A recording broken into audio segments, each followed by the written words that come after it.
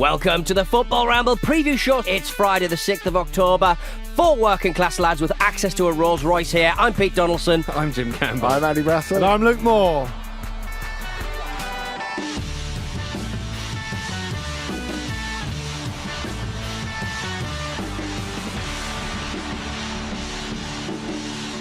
Ooh. To be fair, you have got a jag. To be fair, yeah. But the boot is full of water and it smells of piss, so Yeah, all exactly. good. And it's in Minecraft.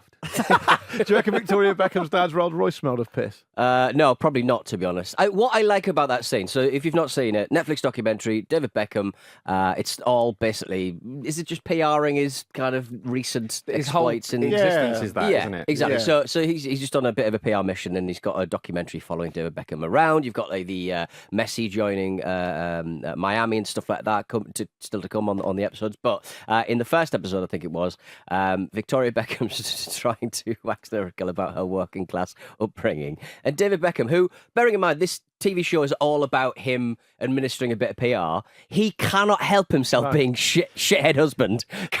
He pokes his head in the room like he brushes his teeth. Be honest. He goes, tell him what car your dad drove. Tell him what car your dad drove. Well, it's not that simple, actually. Tell him what car he's such a shithead. Yeah. It's that sort of Mugging nagging himself off. recrimination that you only really get after 20 years of marriage. Correct. Speaking of experience there, Andy. presumably. Exactly. Who left the bin lid up? That was obviously you. No, I'm actually quite good. Good at bin that. That's the discipline? only- Good bin discipline. Pick one thing and do it well. Can't get me on the bins. Can't get me on the bins. I won the bins, didn't I? Oh. Stop talking about the bins. Yeah. In the football, I'm not doing the recycling, though. Woke. What? It's woke. Woke. I just throw all my car batteries in the river. Marseille 2, Brighton 2. Brighton's first ever European away day, guys, and the first European point they've ever had, which is good, isn't it? Still worth the same as any other Commonwealth Garden point. Come on, reality, don't be cruel. Is it when you come back from philosophically, it's 2-0 massive. down? When you come back from 2-0 down good. at the velodrome? Yeah. Good. Come on. That's good. And it looked like quite a febrile atmosphere, Andy, would you say?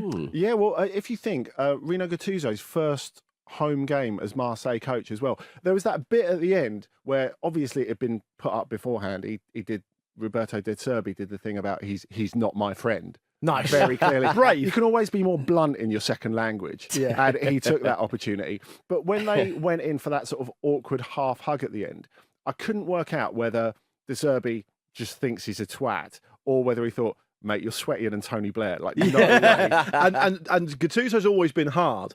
Now he looks like Uber driver hard. Yeah. He's like really stocky, isn't he? Yeah. He's like Uber driver or pub. It looks like he's where he spends all his time, which makes him even more sinister because on one hand he couldn't chase you down the road, but on the other hand, if he got hold of you, he's basically going to smash you into a pot. You're not getting away from that. I remember having a chat with... Apart from as a fine paste. I remember having a chat with an Uber driver in Marseille, and he was telling me once on the way back from the stadium how much he hated a particular French TV pundit. Right. And he goes, yeah, he's such a twat. He goes, I saw him at Marseille airport the other week, and when I was walking past him, I just stood on his foot really hard. And I was like, was it busy? And he went, no. Deserted airport and you're stamping on someone's confusing. foot. It's really confusing. Unbelievable. It could be the case that obviously De Zerbi doesn't know whether or not Gattuso is a hugger, as they're not friends, aren't they? They're not Some friends, people are that's huggers, true, some yeah. people aren't. And if you're not friends with that person, how do you know? And what was a historic week for Newcastle, Pete? They're still influencing the game because lovely Chancellor Mbemba scored a Chancellor goal. Mbemba. The I've always Chancellor. liked him. Nice to see him The again. Chancellor. He's there, The opening Chancellor scoring of there. Marseille sounds more sinister than it probably It is. really does. Yeah, but it was. I criticised Brighton in their first European game because I thought that the occasion was big for them. And then when they went behind in this game, I thought, oh god, here we go again. Showed a lot of character. They did. I thought they did actually, and I thought that was a bit of a platform for them because they got Ajax at home next, which is That's going to be brilliant, though, isn't it? potentially difficult. But then Andy tells us on the OTC that Ajax are terrible now, absolute bin fire of a club these days. They are. And if you look at the actual quality of the teams in this group, Brighton should be winning it. But Right. we've said it throughout this European week. It's about like not playing the occasion, really, Yeah. isn't it? And I think for Brighton that's hard. And also, as I said last week, for De Zerbi it's hard because he is obviously a hugely talented coach.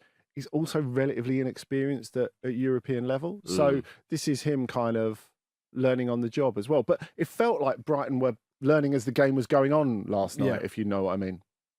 Absolutely. No, I think that's right. And I think they did well to the pizza. They showed a lot of character. And I think, I don't think it's any coincidence that Pascal Gross scored. He's just someone who he feels like a bit of a totem for them. He's got a lot of experience. He epitomises all the hard work that side does, really, in many ways. Perhaps not a lot of experience at European level, but he just seems like almost like a really reliable babysitter. Needlessly finessed finish. For what is essentially just slotting into the goal, just to make sure. Classily done. Brilliant. And it feels to me like when Marseille were 2-0 up, because they scored their 2 goals in quite a quick succession. Velodrome was up as well. It was. Yeah. And it felt like everyone was looking at, Pascal will know what to do. What shall we do? He'll drag us through. It's like I think there's an injured bird in the house. Speak to Pascal Gross. There's nothing more disarming than an injured bird in the house, and I think Pascal Gross would know what to do. As a cat owner or herder, have you experienced a lot of injured birds in the house? I have, and it's... Throw them at the wall. No. What would you do to dispose of it? I don't know if I actually had an injured one. I think I've had a dead one. Right, okay. Which is much more easy. The ultimate injury. Yeah. Just, put it in a lovely soup. That's what I do when I walk in. I look at our cat, I look back at the bird and go, that is the ultimate injury. Into the slow cooker. Yeah, and it goes. Why you never bring home a duck? I know, exactly. It's always a pigeon. Lovely little fact. Brighton have scored 23 goals and conceded 20 in their first 10 games in all competitions. They are the first Premier League side to have both scored and conceded at least 20 goals in their first 10 games since Newcastle in the 1999-2000 season. Again, a lovely little fact. Again, influencing the game. Again, it's a very Newcastle-themed week. It has been a very Newcastle-themed week. I mean, guys, did you enjoy yourselves? Because I was so jealous of not being able to attend. I felt bad that you weren't there. I know. I spoke to you on the day, didn't I? Yes, you did. And you were quite crestfallen. I was, yeah. I can't stop watching the goals. Everyone's saying that. But it was, and as I said on the show, it was an absolutely sensational atmosphere. It was Susan Perb. Yeah. What was because I think the highlight for me was the VAR decision for Dan Burns' goal. So I was right in line for that, and I was convinced it was offside. Right. I was like straight away. I was like, okay, that's going to be offside. Yeah. And then the Newcastle fans celebrated the goal and then waited for absolutely ages and then celebrated massively again. But they were celebrating everything, as we said. They were celebrating everything that happened. It was crazy. And then the walk back from the stadium, every pub and club was full. Just I think that was the amazing thing, because I came down like after I'd finished writing my thing to meet the guys and record Ramble Reacts, and it was weird.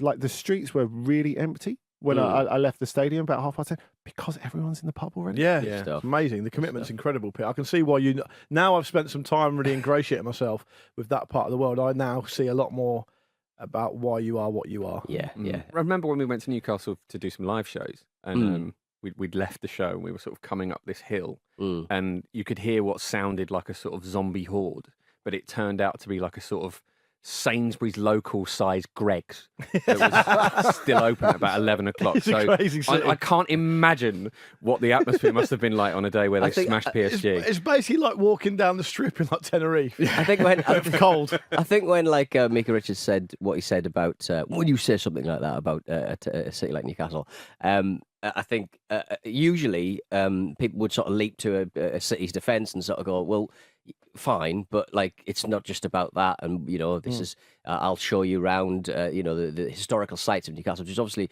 one of those richly and exotically historicized historical history. I don't know. Historical. What you mean. In the UK, and but pretty much everyone to a man who lives in Newcastle just went, yeah, fine, absolutely fine. They weren't bothered. Anyway, we can't keep talking about Newcastle, however much I would like to. Brighton versus Liverpool will be the choice of the Sunday afternoon 2 p.m. match. Liverpool last night beat Belgian side USG. That was, Gil was all that about then, Andy. Nice.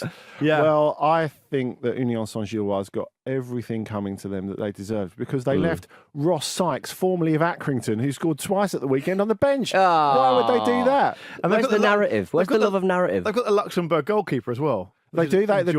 Christian Burgess, Portsmouth legend. Yeah, exactly right. Well, it's remarkable, isn't it, that all these players from like the lower divisions of England end up, they were last 16 in the Europa League last season. Christian Burgess nearly won the league last 2 seasons. So Christian Burgess is known as quite an urbane, educated guy. So like famously when he was starting his career or during his career, he went away and spent his afternoons after training going to get a history degree, right? That's the kind of thing he's all about. You should go visit Newcastle. It's historically... It's historicism. It's historicism. And when he left Portsmouth, which annoyed the shit out of me, he was like, oh yeah, I just want to go and experience something else. I'm going to play at a better level. I think I can go to a different town or whatever, different country.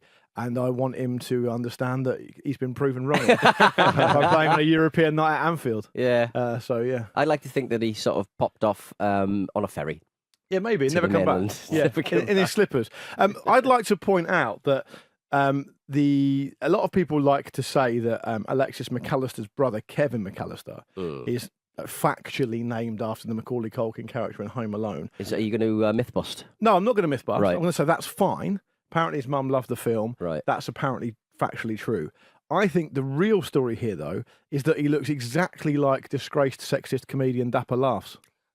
Okay. I would argue that Dapper Laughs has a very footballery face. He Do you does. not think? You put Kevin McAllister of Union Saint-Germain in a roll neck and make him apologise a lot, you won't be able to tell a difference. I thought you were going to say the real story is that Alexis isn't called Buzz. Yeah, it's true. Yeah. So Kevin's older. So his mum loved Home Alone. So she chose their firstborn son, presumably, or an older son than Alexis, to be named Kevin after that movie. So she had the opportunity to name her next son after any of the boys in the 90s movie, films. Yeah. But any of the boys in the movie, and she's not gone for it. We've got to go back, Marty McAllister. Yeah, could have been. Could have been there that. You go, Marty. Could have Marty. Done that. Yeah, exactly. Marty McAllister. It was a Beautifully rich illustrative. time for 90s Get to the family. chopper, Predator McAllister. 80s, wasn't it? Jürgen Klopp has obviously been in the news this week because obviously there's just been this massive furore about the decisions and lack of last weekend in the Spurs match.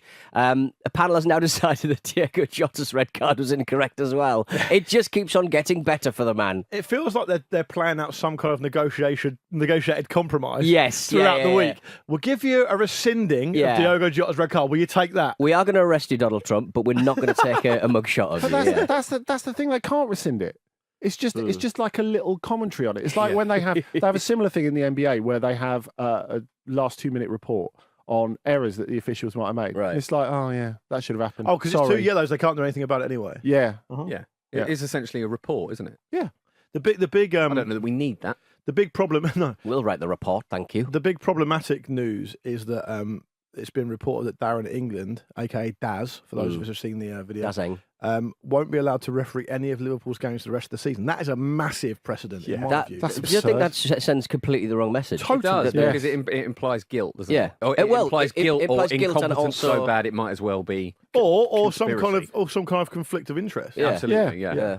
So I can understand why they've made the decision, but it's not the right one for the league, is it? What's to stop Manchester United saying, okay, well, we don't want him, or Yeah. him? You know, you can't essentially start to cherry pick the games that certain officials can referee or not. They're either fit to referee games or they aren't. Exactly. Absolutely. Exactly. They should back him. It panders to conspiracy. This is only happening because of the controversy, right? This suggestion that he can't be trusted to make correct decisions. And you can read that in a number of different ways, which is obviously the pressure will be huge on him because of what's happened, or that they're listening to angry idiots on Twitter, which they absolutely cannot do.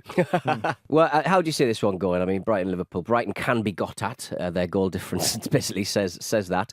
But they also score a few goals. I could see Liverpool just kind of steamrolling Brighton in this one. Yeah, well, actually, Jürgen Klopp is yet to win over Deftones Roberto De Zerbi. Is that true? Yeah, so I think Brighton have won twice, and the other game was that mad 3-3 draw at Anfield. So that's pretty massive. And Klopp has tried very hard to stay like calm all week, hasn't he? It's really amazing seeing him trying to keep it all in. You can just see it bubbling under the surface, can't you? Yeah, it was the timing of that call for a replay thing, which Andy, you said he didn't actually call for a replay. You said it wasn't like that. Do you want to rescind that opinion? No, not really. I think for him to put the replay thing out there was a bit disingenuous, like a bear wandering into a trap after a corned beef sandwich or something like that. But What an image. I just he didn't actually say we must pursue this avenue, did he? No. Which is what he was what- saying but he headlines. he allowed that interpretation to make, But be made, it felt which was quite disingenuous. It felt to me like saying, some people, Jim, think you're annoying. I wouldn't say that, but some people think you are. Like, I don't actually think you're annoying, Jim. But No, some people do. Yeah, that's what he's saying. Oh, maybe I'm just speaking as as this person rather than that person. Yeah. The best thing to do might be. It's just a load of rhetorical gymnastics. Maybe I'm just great at dancing. But you'll never see me do it. Exactly. Maybe someone would say. That's the definition of your gentlemanly conduct. You can dance, but you choose not to. Exactly. Yeah. Well, former Brighton man Dan Burn was asked. We'll go back to Newcastle briefly. Who got Mbappe's shirt on Wednesday night? He said, "I've got a canny collection. I've got Peter Crouch, Per Mertesacker, and Wayne Routledge. They're the only three I've got. I'm happy with them, and they're on my wall." Big drop off. To be fair to him, though, if you put Mbappe up there, that stops being funny. And Yes. I appreciate that. Yeah. But the thing is, the first two are of similar size. Yeah. I get it. But how's Routledge getting there? So, do you know what puts in my mind with the players he's listed there? They're just banged into the wall with a nail.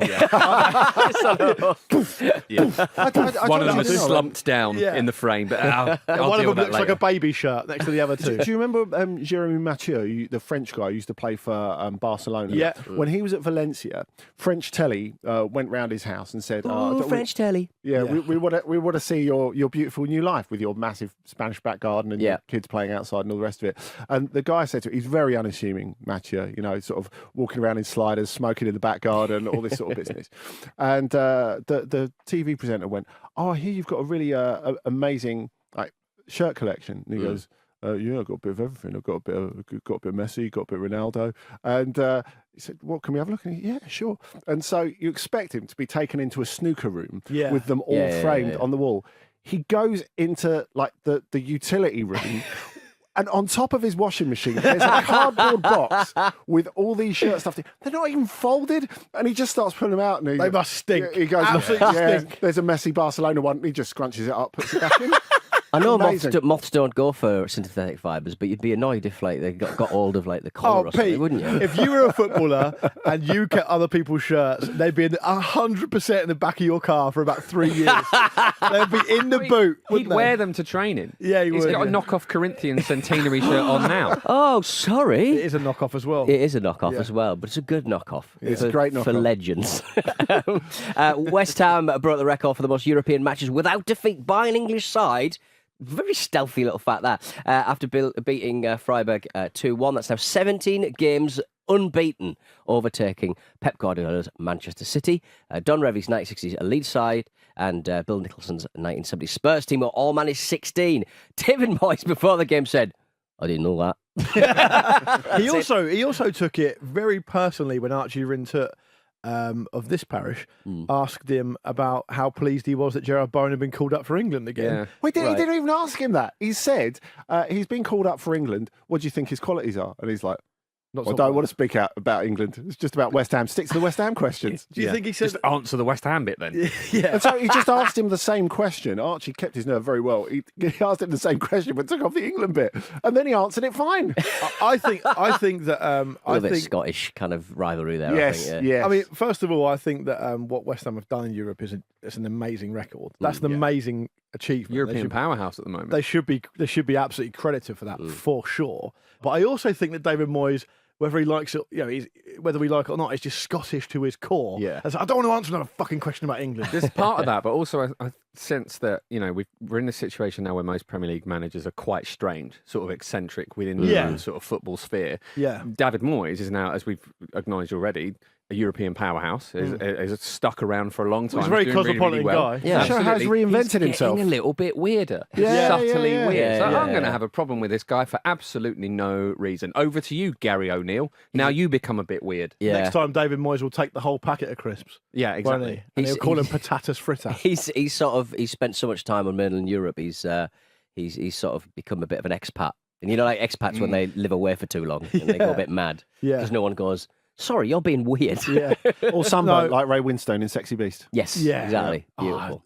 What a movie. What a movie. David- What a look. The first thing I thought of when you cast David Moyes in Sexy Beast there was just sunburn. Yes. He's getting sunburn. Yes. Because Ray Winston's tan in that movie is sensational. Moyes is going red and he's peeling. If you describe the sun to David Moyes, he starts to peel.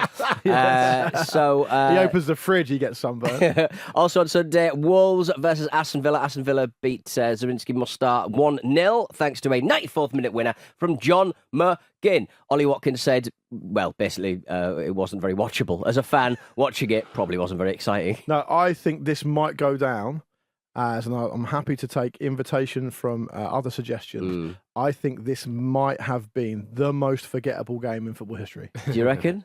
Aston Villa 1, Zrinjski Mostar 0. They got the job done, and this is some satisfaction. Exactly. If Right. it's a draw, it's a story. If it's a defeat, it's a story. This is incredibly dull. They're the only three ways. Well, really, the only two ways it becomes a massive story is Aston Villa win about 10-0, or Zrinjski Mostar somehow win. Andy, you're about to tell me they're a really exciting young up and coming side, and they might do well in Europe. Well, no, they're the second biggest club in Mostar. There we go. You know, I mean, that's remarkable, really. It would have been an incredible result for them, but it would have been a really dreadful one for Villa, because if you think, if Villa, who, as I flagged at the beginning, you know, they're going to have to try to not win this competition, basically, they would have ended up with 1 point from the first two games, which is not an irretrievable situation, but it's not a good one either. It does affect your league form as well, though, doesn't it?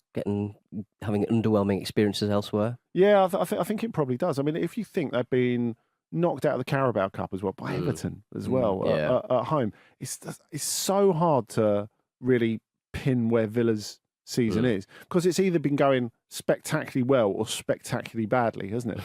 Well, I think they're doing quietly quite well. Yeah, I think for me, they're up in fifth. They've lost one of their last 6 in the league. They've won every other game. And the games they lost were Newcastle and Liverpool as well, which is, you know. And that was on the opening day. Yeah. And so you can kind of write that off. I always think the opening day. Both real hidings, though. True. I think the only thing you can say about Villa is they look like they might be conceding too many goals. Yeah, I think that's the thing that concerns me about them, because, you know the talent's there, but you expect something a little bit more of a boring straight line under Unai Emery. See, this is the sort of win that he'll probably lap up.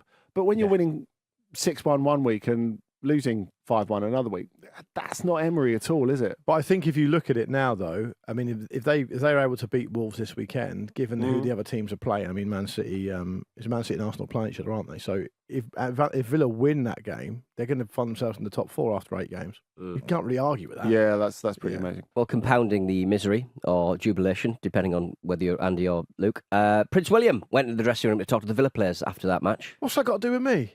What do you mean? Compound the misery, or what do you mean? Am I a Prince William You're fan? at odds. No, I'm not talking about Prince William being something that makes you miserable, but it is just a bit like, oh, this now. I wanted to go home. Yeah, I think I'm very. I don't think I think of anyone I'm more indifferent to than Prince William. Yeah, it's true, isn't it? Yeah. But Seems all right. Was he the one who kept forgetting what team he supported, or is that No, something? that's David Cameron. That's David West Ham Cameron. instead of Aston Villa. Right. To be fair to Prince William, David Cameron and Tom Hanks aren't doing this, are they? No, They're not exactly. going into the Good point. dressing room. I think I'm right in saying Prince William is genuinely a football fan. It seems that way. David yeah. Cameron. He's president of the FA, isn't he? Yeah, David Cameron got confused at the Conservative Party conference that he might have supported West Ham. I mean, because He's not even John Thompson off the Fast Show, is he? No, he's not even Osama bin Laden of Arsenal fame. Well, things are a lot different at Villa since the last time they were in a European final under John Gregory 22 years ago. Luke, would you like to read the extract? You've got a lovely speaking voice. I've got it up on my screen exactly for that reason. So John Gregory said when I guess it was Aston Villa in the Intertoto Cup final, I suppose it would have been 22 years ago. Things were very different apparently from the last time Villa were doing something in Europe. And John Gregory picks up the story and says, I wanted to sign Ruud van Nistelrooy, but there was no way Doug was going to pay £19 million. That's Doug Ellis, of course, famous Deadly Doug, the old Aston Villa chairman, which is what Manchester United paid for him. We had a great team and I really thought we could push on and try to qualify for the Champions League and then challenge for the title, but I could never drag Doug along. The club used to put out Aston Villa chocolates in the hospitality suites at Villa Park, which were wrapped in claret and blue foil. The best before date on them was 2000, written on the back in gold writing. I remember Doug getting one of the interns to change the date on them all in a gold pen to 2002, so we didn't have to throw them away and buy new ones. There was another instance where a couple of the youth players had groin surgery and it was going to cost Villa about £700 on top of the insurance cover. Doug managed to convince the surgeon to drop his invoice so the insurance covered the entire cost, and he was dancing around his office celebrating.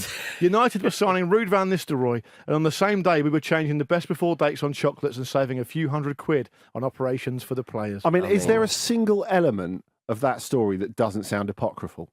No, probably not, but it's good. Yeah. And Doug's not around to defend himself anymore, of course. No. And how do you change 0 to a 2?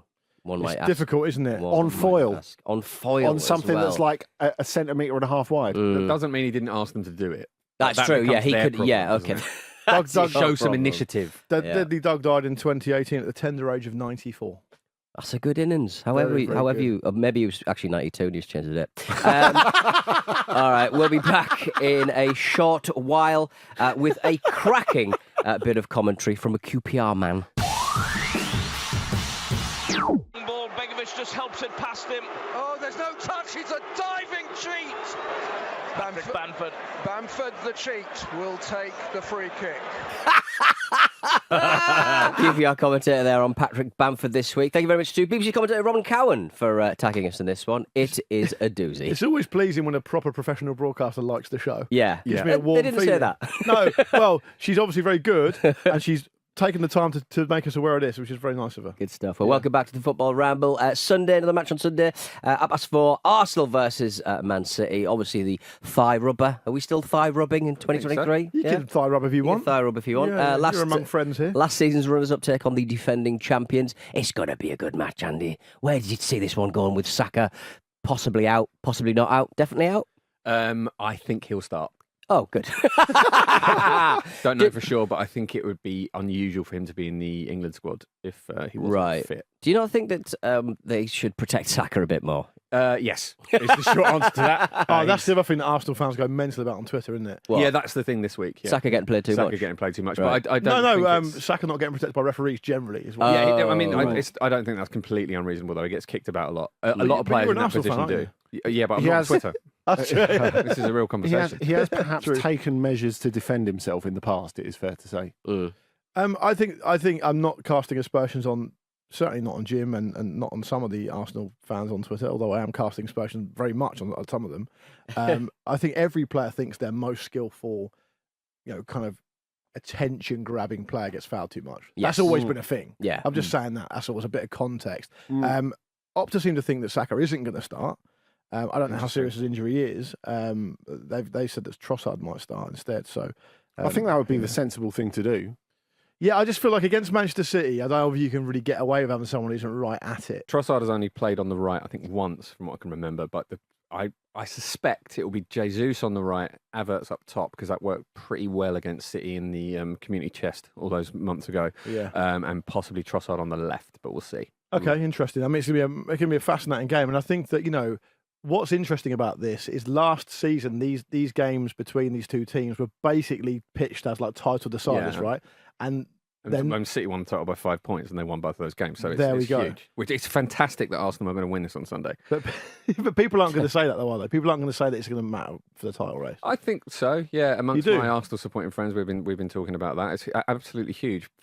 Aside from the context of the game itself, because it's obviously important to keep your own points coming in and take points off of the teams you consider your rivals. At this point in the season, it's not going to be too long before a pack pulls away, and you have to be in it. You absolutely have to be in it. You can't be playing catch up, really. Yeah. Because it's harder and harder, especially with the team like City, because they just grind out wins. They are so mentally strong, you know that they aren't going to slip up. So a win is really, really important here. It doesn't mean, that if they don't get the win, that it's an absolute disaster, but it's really, really important. It's a final hurdle, not a final hurdle, but another big hurdle they have to overcome, which is beating City. They've not beaten them in the league since 2015, I think it is, which is massive. And when you say they're mentally strong, you actually mean they're mentally strong. Yeah, but also that strength is mental. they're without Rodri. They're obviously without Kevin De Bruyne, who's been a thorn in Arsenal's side many, many times. And it's more of a deal for them to win this because they lost the last league game at Wolves as well. Yeah, absolutely.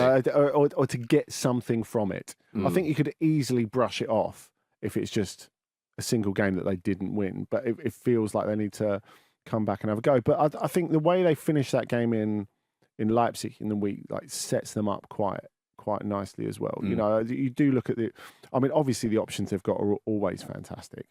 But particularly the attacking ones, they've got to change the game now. Yeah. I think are particularly interesting. I wanted to just say a quick thing on Arsenal, if I could, and I don't mean this to be deliberately provocative, but if you look at Arsenal, got 84 points last season, right? Arsenal to win the league title, they realistically need to go again and improve on that. I think the only season in recent years to make it relevant where a team has I think 86 points has been the lowest total to win the league for a while. Right. For a good while, and obviously it's been up there at 99 points or whatever beyond that, and that's a huge difference.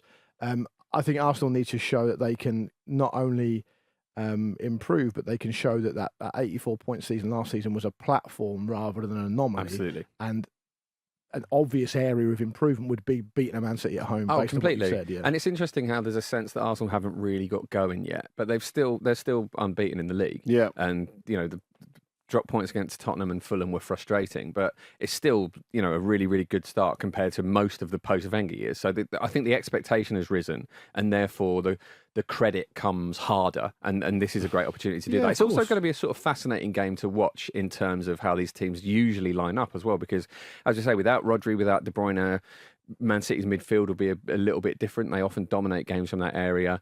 A lot of Arsenal's creativity comes from Saka and Martinelli on the flanks. Now, we don't know if Saka will start. We definitely know that Martinelli won't, so that's going to be a little bit different as well. So I think it's going to be a big part of this game is going to be how the coaches tailor their teams to account for the opposition while not exactly knowing what they're going to do. So I'm excited. I'm looking forward to it. Good. Oh, you're going to miss out on the new camera angle at Sky Sports I am, are trialing. yeah. They've got a new innovative camera angle called Game Mode, and it's going to track action from side to side in line with the player, just like a football video game. Yeah. Which makes me sound about 100 years old. But is that going to be like on a little train, on a little track or So something? yeah, it's going to be on a rail. They should they should rename it.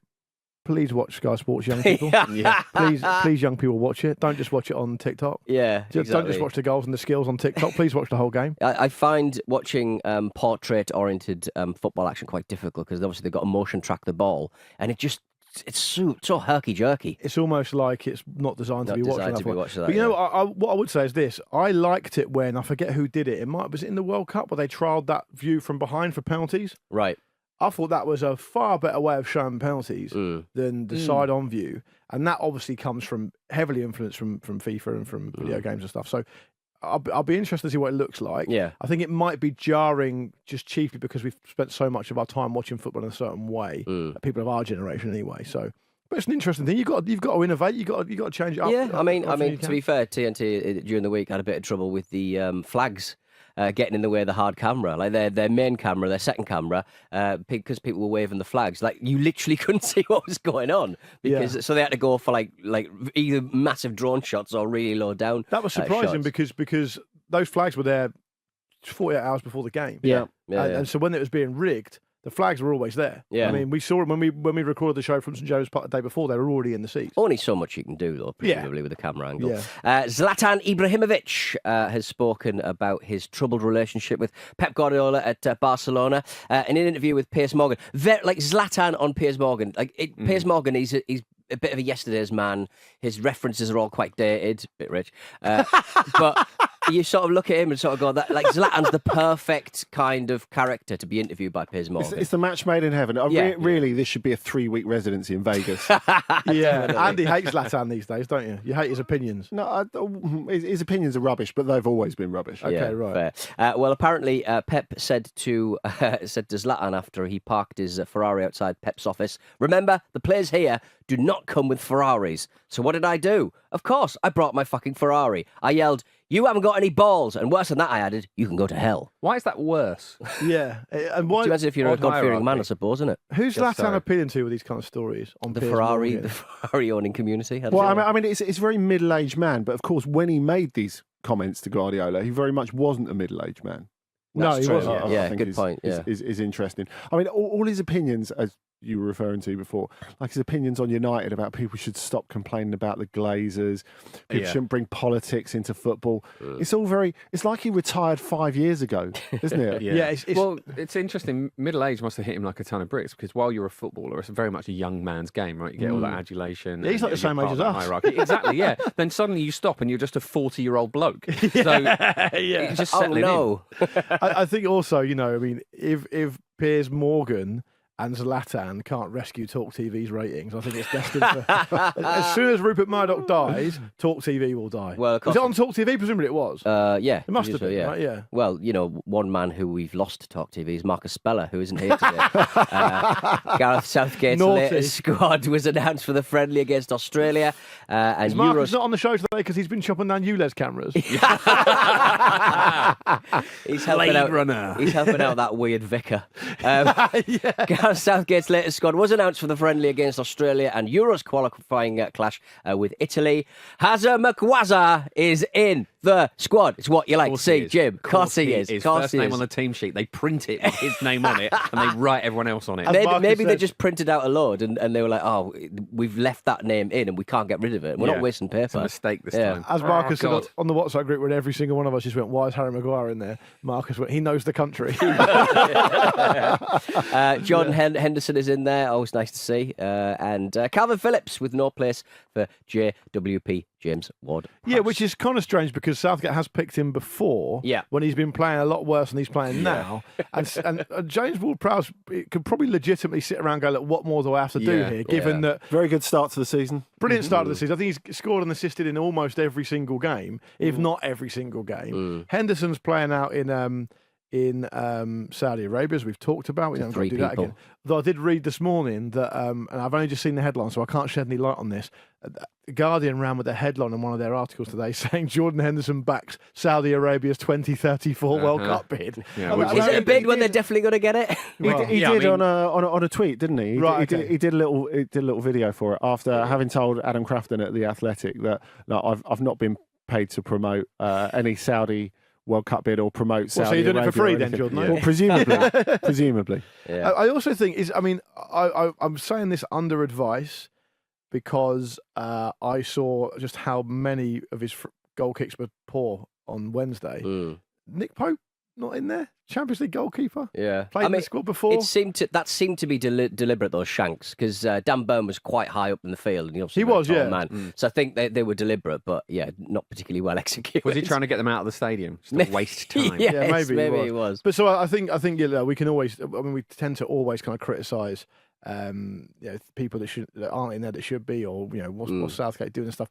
I do think it's getting to the point now where it's particularly obtuse. Yeah. Maguire's in in there. Yeah, he's doubling down. Well. He's doubling down. Yeah, and because what you got to look at it is this, right? England are playing, a friendly against Australia, and they've got a qualifying match against Italy, right? England are in great shape in the group, etc., etc. Is Harry Maguire realistically going to be someone who's going to make a contribution at the next tournament you play at? Because there's not a huge amount of games between now and then, because there never is at international football. Harry Maguire isn't getting into a team at United that are on fire. Who are historically on fire. They're historically bad. They're historically bad. And Ten Hag isn't even considering. Now you could almost say, fine, sometimes players aren't fancied by managers or whatever.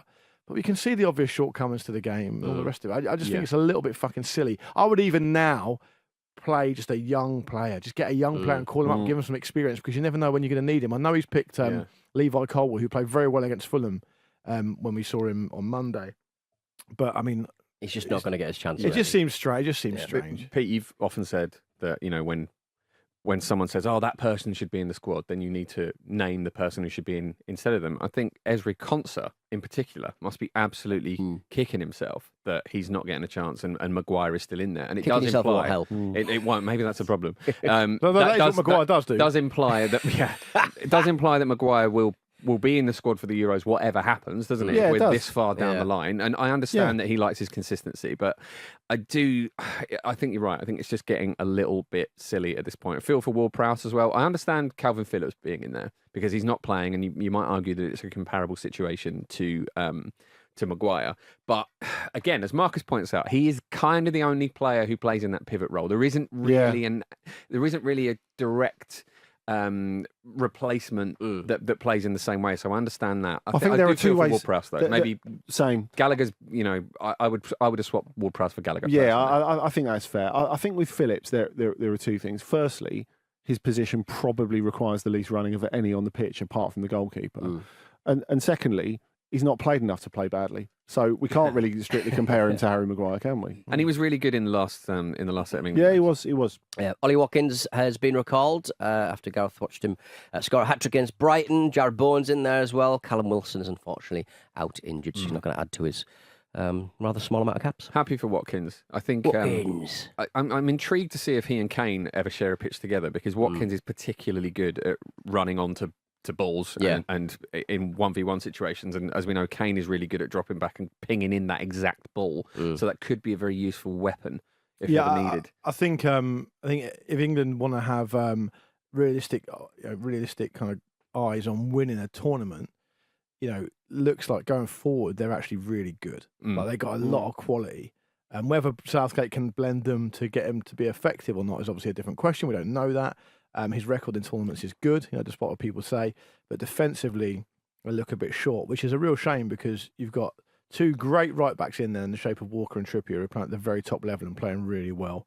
There are some exciting young centre backs available that just don't seem to get as many opportunities, like Tomori, like Gay, like Colwell, etc. So maybe there is still time. If Marcus was here, he would be shouting about how we're all wrong about 15 of these points, but he's not. He's not. Yeah. So get fucked, Spello. Long live the new king. Have that. Dean Smith also says you're an encyclopedia of football. A what? An encyclopedia of football. I don't know what that means. A what? Jack's Encyclopedia with Luke. What, you adjusting your belt? Yeah. Getting ready for dinner. Yeah. Winning dinner. Trivia dinner. Trivia dinner.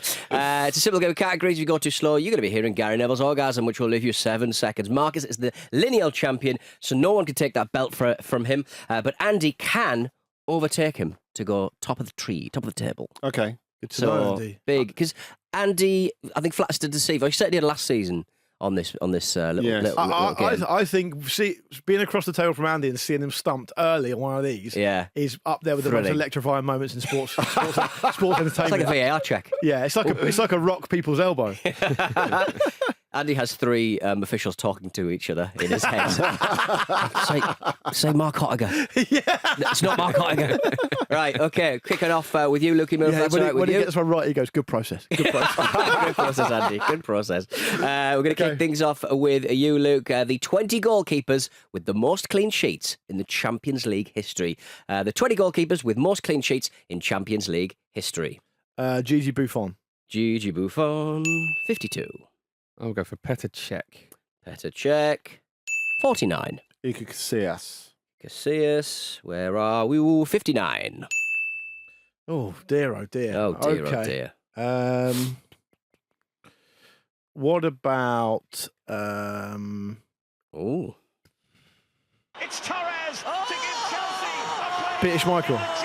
Oh, I like it, but it ain't there, fortunately. Leaky at the back, it seems. Probably didn't play for long enough, to be honest. No, fair. Right, Jimothy? Manuel Neuer. Manuel Neuer. Fucking, why didn't I go for that? He's in there for Idiot. 54. Andy, you're still in the game. And... Victor Valdez. Oh, he's got 45, hasn't he? Lovely. Oliver Kahn. Oliver Kahn, 34. Nice. I like it.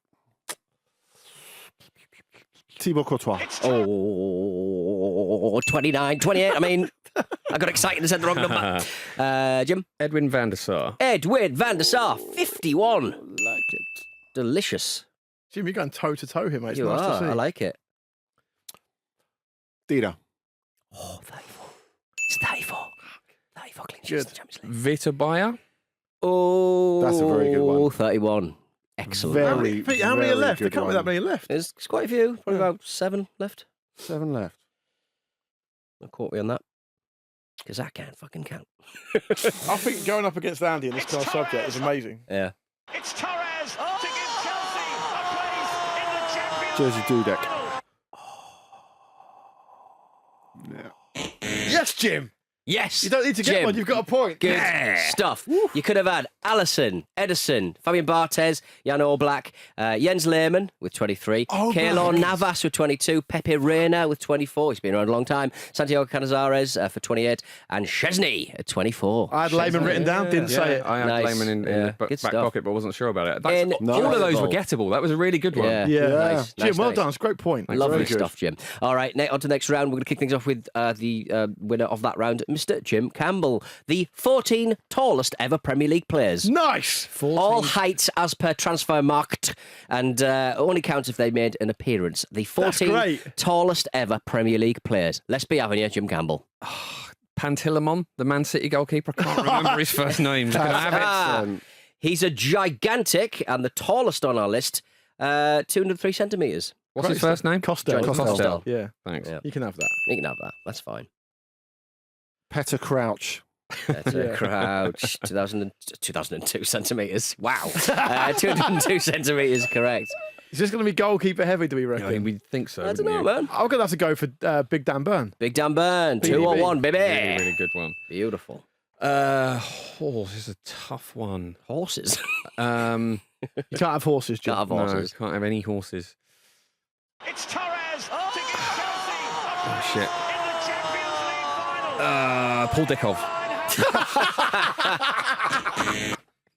Nice guess. Andy. Thibaut Courtois again. Thibaut Courtois again. Lovely. 200 centimetres. So I'm kind of torn here between going for just a goalkeeper I know to be tall Yeah.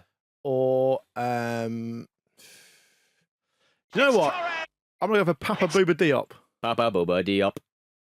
No. Unlucky. And he gets a point. Andy, congratulations. Yeah, well done, Beautiful, Andy. beautiful. Do you want to hear the... I'd love to. It's a definitely, great definitely. category. the big long lads of the Premier League? Fraser Foster, the Shanker, Ian Fuhr, Yeah, Fuhr? don't know who that is. Yeah. Kjell Scherpen, Don't know who that is. Lucina Traore, Okay. Lassina Traore. Lars Lees, Don't know who that is either. the least best mentioned one, Nikola Zigic, Paul Zigic. Yeah. Paul Onuachu. Yeah. Yeah. Sasa Kalajic, Jesus Christ, these names. Sasa Kalajic, He plays for Wolves. Kaladzic. Yeah. Yeah. Kalasic. Kaladzic. Kaladzic. Cut your losses. Like a Marcus back. Kaladzic. Yeah. I can't say it. Pick it up. Kaladzic. I can't say it though. Okay, Even hang if on. we start again. Interestingly, Is Mertesacker on there? is Per Mertesacker in there? No, he's not. And No, he's not. is Sasa Kaladzic in there? Yes, he is in there. Stefan Mayhofer, Stefan Postma, and that's your fucking lot. All right. Wow. Much harder than I thought it would be. Much harder than it should have been, really. Right, round number 3, kicking things off with Andy. A chance to grab the whole thing to your bosom. The 11 smallest ever Premier League players. Is it really? Oh, yes. All heights as per Transfermarkt, and only counts if they made an appearance. The 11 smallest ever Premier League players. And you would imagine these are probably better known because they were probably more successful, possibly. Yeah, it's probably. Yeah. Yeah, I don't know. Maybe. I'd have that.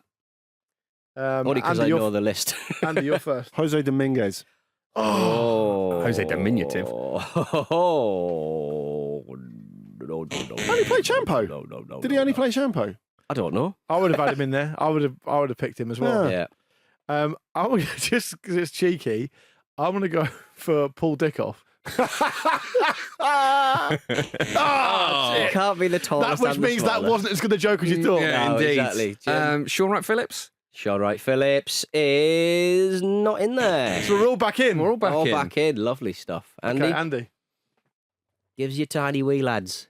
Oh my gosh, this is hard. Yeah. Paul McGee. It's Torres. Paul McGee?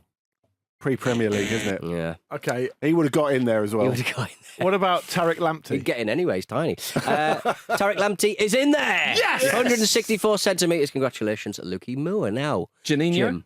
Janino's in there. Oh, so TLF, Jim, the little fella. So Jim gets to, if Jim gets the point, he wins the whole thing. Okay. I love it. Georgie King-Cladsey. I don't think he was that small, was he? He's 5'8", isn't he? Yeah. Jim. Don't have a go. Bukayo Saka. Oh, he ain't. I don't think this has ever happened on the show before, on the game. Nobody gets a point, and we move on to the tiebreaker. Can we have can we have the other answers, though? Yeah, you can, yeah. Give us the short But kings. we move on to the tiebreaker between Jim and Andy. Aaron Lennon, Alan Wright, yeah. Albert Crusat. Don't know who that is. No. Andy DeCross, Don't know who that is. Yeah. Bernard, Oh, Bernard. Jesus, really? Daniel Podence, What? Yeah. Right. Ian Poveda, Yeah. Nathan Dyer, and the little Ryan Fraser. Oh, Ryan Fraser. The player Eddie Howe could not improve. So he bombed him out. Right, we're on to the tiebreak. It's Andy versus Jim, and Andy could be winning to add to his ridiculous amount of wins this season. Can I just say, great categories. Great, Yeah, categories, very good really categories. Round of applause for producer Finn and Rory. Yeah. Well done, guys. Well done, guys. Who were both very tall men. Players that started or came off the bench in Steve Bruce's last game in charge of Newcastle United, a 3-2 defeat to Spurs in 2021, October the 17th. 14 players. I cannot tell you how pleased I am to not be a part of this. Players that started or came off the bench in Steve Bruce's last game in charge of Newcastle back in 2021. Jim, you're kicking off first. Jamal Lascelles. Jamal Lascelles. He played. Callum Wilson. Callum Wilson. He played. Sean Longstaff. Oh, you'd best believe he played. Ryan Fraser. Playing is my middle name. Fabian Schär. It's time to play. It's not time to play. Andy, Not come on, time to Andy, you play. got this, Come on, mate. Andy, you got this, my beautiful boy. The thing is, I'm looking at you and all I can say is Emil Kraft, although I'm pretty sure he didn't play. Oh, he didn't. It's back into Jimtown. Miggy Almiron.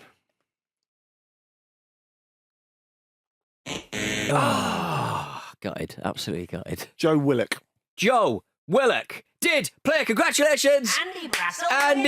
Jim, you ran him close. It's a good effort, mate. Thanks. Very good. That's fantastic. You could have had Alison Maximani, you could have had Kieran Clark, Isaac Hayden, Jacob Murphy, Javier Manquillo, Joe Linton, Georgia Shelby, Carl Darlow, and Matt Ritchie. And you actually prefer that to the current team, didn't you? I'm just honest.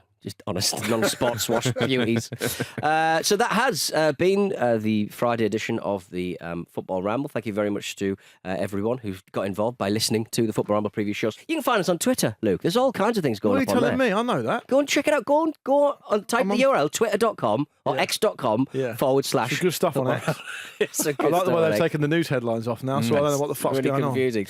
You can find us on TikTok, YouTube, and Instagram at Football Ramble. And don't forget to subscribe on your podcast app. It has never been more important and necessary and sexy. I would also add patreon.com/Football Ramble. If you become a patron, you get access to the Discord server, which, for example, you'll get access to. We were in Newcastle this week, as we've mentioned. I posted a load of behind-the-scenes stuff on there, which you won't get anywhere else. One of them was a very close-up picture of Andy's face. He doesn't even know about that. He is a bit of a paparazzi look, Will, isn't he? He sometimes takes very unflattering pictures of me. I live for the content. You've got a whole folder, haven't you? Is there any? I've got a Pete folder on my phone. Is there any other type of photo of you, Peter? What do you mean? That unflattering. Unflattering, yeah. It's unflattering to the human race. You're one of the Will, only are you? people I know that every time I get a camera out, you start taking your clothes off. Yeah, it's just to distract from the face, to be honest. Yeah. Put clothes on your face. Do go to the Patreon and sign up if you're able to afford it. It's a load of extra content on there. It's well worth doing so. Lovely stuff. Well, we'll be back on Monday for more of this lovely stuff. Say goodbye, Jim Campbell. Goodbye. Say goodbye, Andy Brassel. Goodbye. And congratulations on the win. Thank you. Luke, farewell. Say lovely stuff again. Lovely stuff. That's my thinking words. Thank you for watching a clip from the Football Ramble podcast. Don't forget to like this video and subscribe to the channel so you don't miss an upload. A single upload. Don't miss out on the uploads. The uploads are important.